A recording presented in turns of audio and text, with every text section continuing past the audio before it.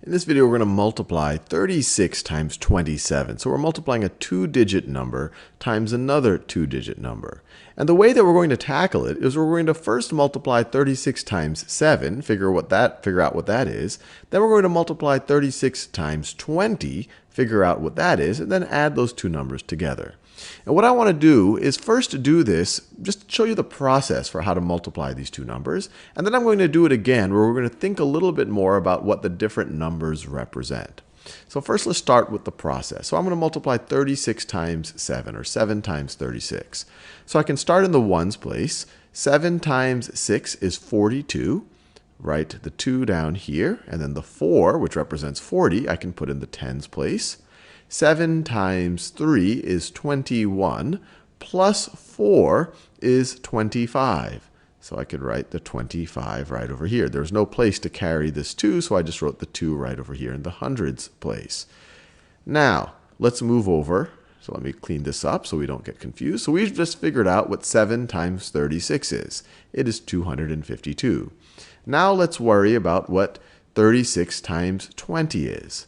And so what we're going to do is we're going to throw a 0 right over here because we're now going to multiply 36 times something in the tens place. This isn't just a 2, this is a 20. So 2, or I should say, well, let's just go with the digits right now, and then we'll think about it in terms of place value in the second time around. 2 times 6 is 12. Write the 2 right over here, carry the 1. 2 times 3 is 6. Plus 1 is 7. So we just figured out that 36 times 20 is 720. And just think about what would have happened if we didn't put the 0 here. Then we would have figured out that 36 times 2 is 72, but this 2 isn't just a 2. This is a 20. So 36 times 20 is 720. And now we can add these two things, because 36 times 27 is the same thing as 36 times 20 plus 36 times 7. So let's add these two numbers together. 2 plus 0 is 2. 5 plus 2 is 7. 2 plus 7 is 9. And we get 972. Now I'm going to do this exact same problem again, but this time, I'm going to really talk about what these digits represent. Hopefully the first pass, you kind of saw the process for doing it. Now we're going to think about what these digits actually represent.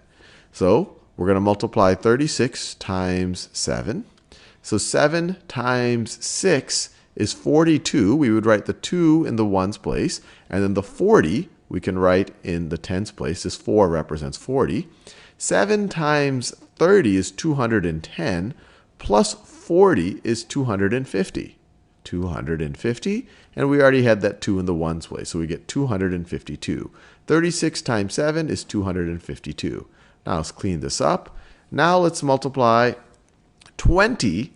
20 times 6 is going to give us 120. So let's write the 20 in the tens place, and then carry the 100, or carry the 1, which represents 100.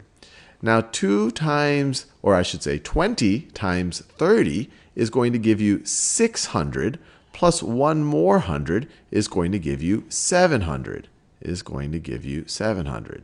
So we just figured out that 36 times 20 is 720. This 7 is in the hundreds place, 2 in the tens place.